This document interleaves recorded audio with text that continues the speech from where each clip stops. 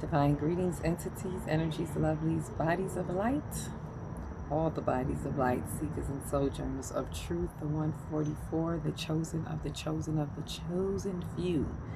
You know who you are. I am Aquila Techstream, reporting to you live from the 5D consciousness in the divine energy essence of it all. And as always, I greet you in the love that lights the truth from my heart to yours.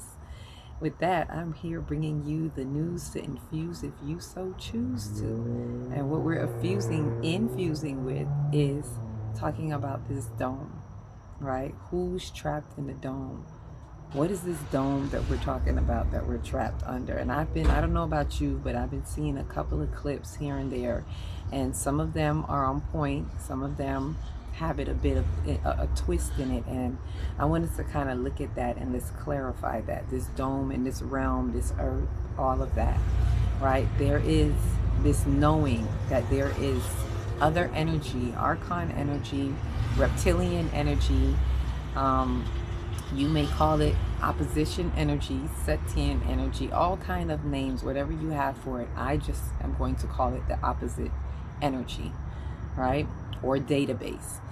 This is energy forces that I want to say keep us bound. Keep us bound. No one's really keeping us here. But we can be kept in a certain way.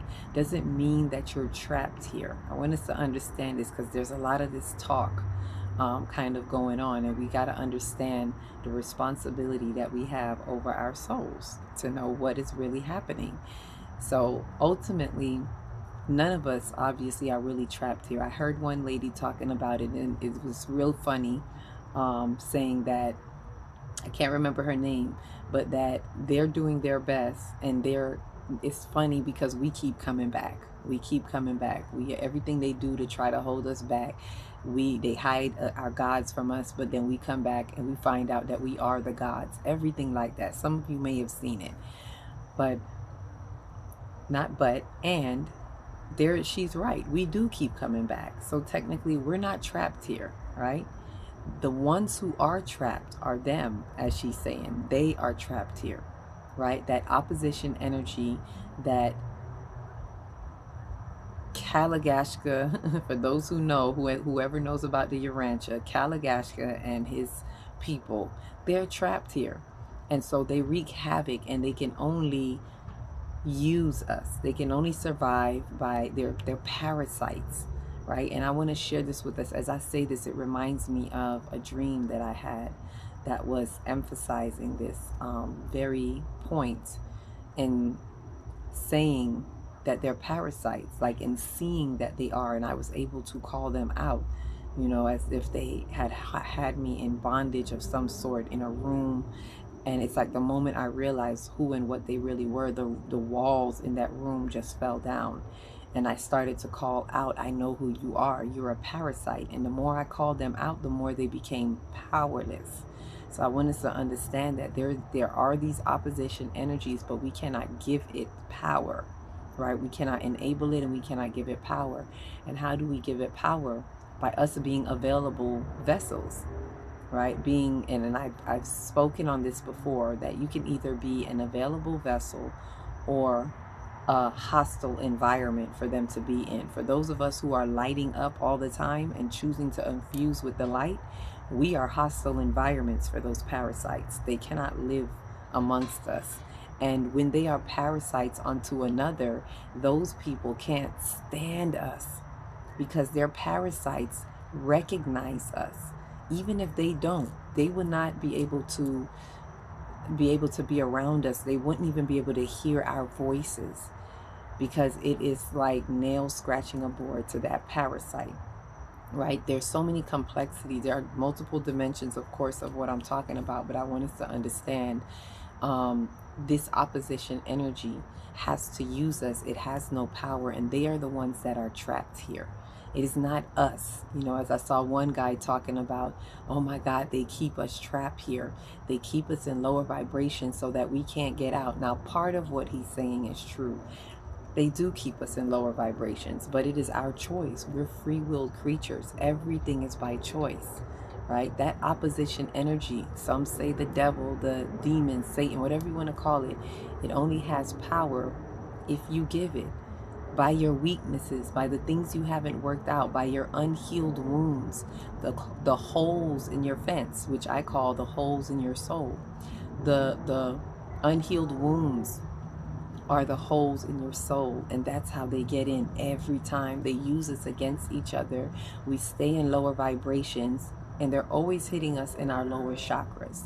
Always. The root, the sacral, the solar plexus, and the heart. Well, the heart is the highest point of our lower chakras. It's really in the middle. It's the bridge between the upper chakras being spiritual and the lower chakras being physical. However, they're constantly hitting us in those places, right? And it look like they always going for the heart. They always going for the jugular, because the heart is the highest of the lower chakras. And the heart, being that is the bridge, they're always going gut punching for the grief, because they want to neutralize your love. That's your love center. And the opposite of fear is love. So a lot of times we're getting the 1-2 in the heart chakra, or the 1-2, anything to bring you down into the fear, into the root chakra, right? The number one block is fear. The number one block of the sacral, the number one block of the root is fear. The number one block of the sacral is guilt. The number one block of the solar plexus is shame. And the number one block of the heart is grief, kind of paired with unforgiveness, right? So if they're hitting us in the heart, then we can't utilize the love, which is what combats the fear, right? We transmute our fear in love. So it's almost like they cripple us in our heart, and then they give you all of the low blows, always constantly giving you low blows into your root. Pow, pow, pow. Hit them with the 1-2, root, sacral, uppercut to the solar plexus, right? So first they throw something at the heart, cripple your heart. Now your heart is out of commission. So they know our heart is our power. So you can't use your heart. I always tell people the heart will help you out with any chakra, but if it's in its lower vibrations, it really can't help you. You're not in your higher heart, higher heart activation. So once they cripple you, then 1-2 uppercut, 1 to the root, 2 to the sacral, uppercut, solar plexus, punching you in your I am. Who do you think you are? Once they got that, they got you. It always starts with fears. They give you the 1-2 in the fears, then they start in the sacral chakra, having you feel guilty about a lot of stuff. So you can't enjoy life because you're guilty all the time, right? And then they start to attack your self-worth. And they do this on so many ways. Society is they usurp people, right? People don't even know that the parasites got them, that they're actually walking zombies for the parasites. But it's to the degree in which you do your work or the lack thereof. This is why people who do things like I do, like have workshops, have sacred centers, sacred spaces for us to do the work and get in our soul and do the shadow work and the soul work, because we have so many things in the shadows of our soul. That's where the holes are, where they're coming in through the holes. And so that's how it traps you. And I want us to understand this, especially for those who understand soul ascension, going and coming and being the ascending soul that comes and goes into the next life, back from a past life and the next and the next. We know that we are recycling through the dimensions of time. So in understanding that there's a mission that we have every time we come here, we have a purpose. And the purpose is not just for the world, but a lot of it is for us. We have our own soul unfolding purpose. And it is to unfold the soul as much as you can. This is like the lotus flower opening, to unfold the soul as much as you can in this lifetime, to get rid of as much karma or soot, that I call it, that you have on your soul, the lower vibrations that they want to keep you bound in, because you're constantly going to be struggling with that and then not working on evolving your soul. The more you evolve in your personal soul growth, the more you ascend, right? You're ascending, you're time leaping, you're ascending even at this level while you're here on multiple levels, multiple dimensions, right? And then once you do, you level up your soul, so to speak, level up, ready to go into the next paradigm, the next world, or the next lifetime. There you go, the next lifeline or lifetime for your soul. We're never trapped here, right? So who's trapped in the dome are the archons. They are, and they want to keep you here because they want to slow down your personal progression. Hear this out. It's not just you. They also want to slow down the earth's progression, because the earth is a soul within itself. The earth is its own atom. You know how you have tiny little atoms within you?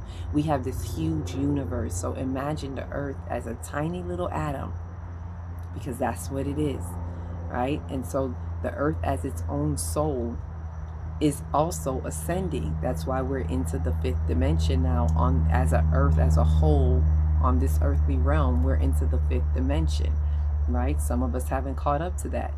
This is why there's so much friction for a lot of people. They can't handle the light frequencies that come with the fifth dimension. The 5D light, fifth dimension, also brings fifth density light, right? So we're with more light means more information. So there's so much more information flooding into the planet right now. That's why it's accelerated. That's why we're getting solar flares. All of these things play a part in it. And they are aware of this, those opposition energies, and that's why they're fighting even harder to keep us in the lower vibrations. Because why? Desperate energies do desperate things, and there's a lot of desperation to keep you in the dome. And so keeping you trapped, when you hear of the words, if you hear people talking about keeping you trapped, it's not literally keeping you trapped here, but it's keeping you trapped in the lower dimensions and the lower realms of your soul, so that every time you come back here, you have to start at a lower rate. You don't get to evolve or ascend within your soul. When you go back and you return to the ethers, when you transition and you go back, you cycle over again. You only get to go with what you worked on. Whatever you have accomplished in this lifetime, it goes with you. It stays with your memory complex, the memory complex of your soul, and it stays with you or goes with you as you transit on and come back.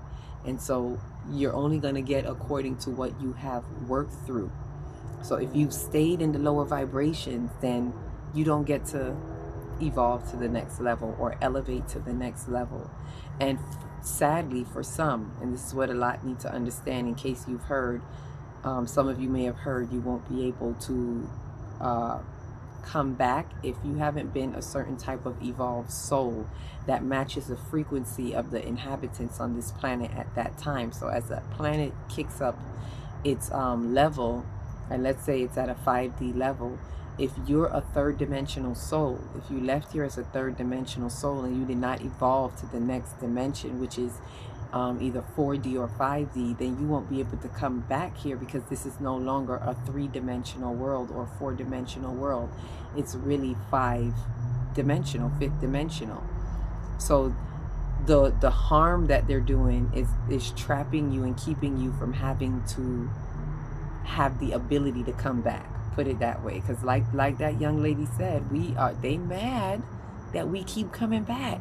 The only thing they can do is slow us down. They can't stop us, but they can slow us down. And due to the way the earth is right now, they know if they slow you down enough, if they keep you back, keep you in the lower vibrations enough, you may not be able to come back in time. Maybe. It depends on, because time, space, reality is different out there in the ethers. So you may not be able to come back, and that is the part that they want to do. It's not that they want to keep you trapped here. They want to block you from coming back, because the more of us that come back and elevate and turn up our light, we become stronger conduits of light. It's simply said as this: it's just like how electricians, when they remove the resistance out of the wires, then more light can flow through. So look at that resistance as all of the soot that's on our soul from either this lifetime and multiple lifetimes that we have come here. So some of us have a heavier level of resistance. A heavier level of soot means a heavier level of resistance. And if we have that much resistance, then it is hard for the light to filter through. We are not stronger conduits of light. This is where they want to keep us. This is why they want to keep us in lower vibrations.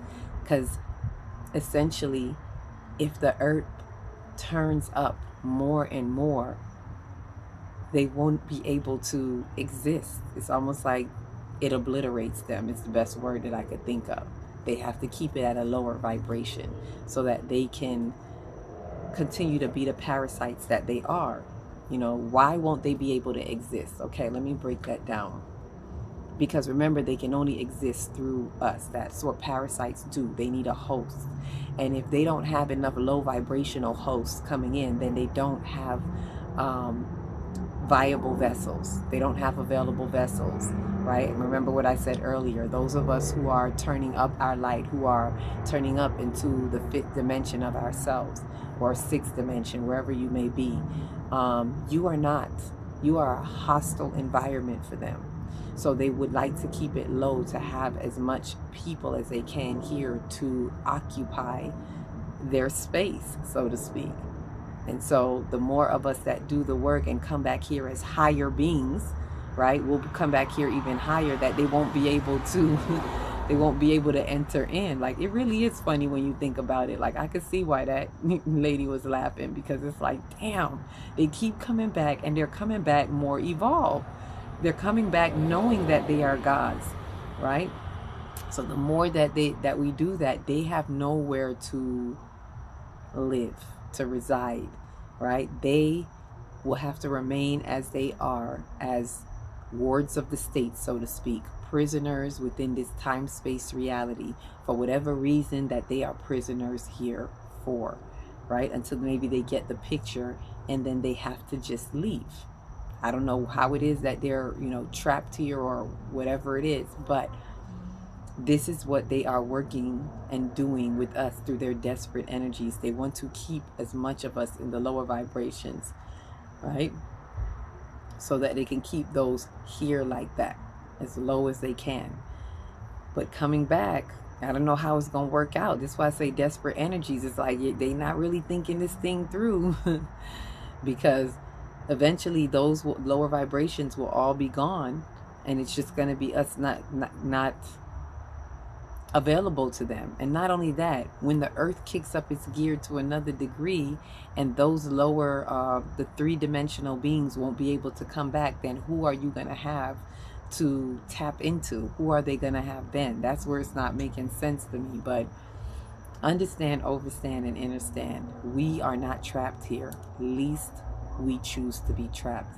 If we do not do our soul work, if we do not do the things that need to be done, must needs be done in order to evolve our soul, right? Things like paying attention to the cosmos, like this ecliptic energy that we're all on the edge of our seats with right now, right? Using the ecliptic season to restore your soul, to be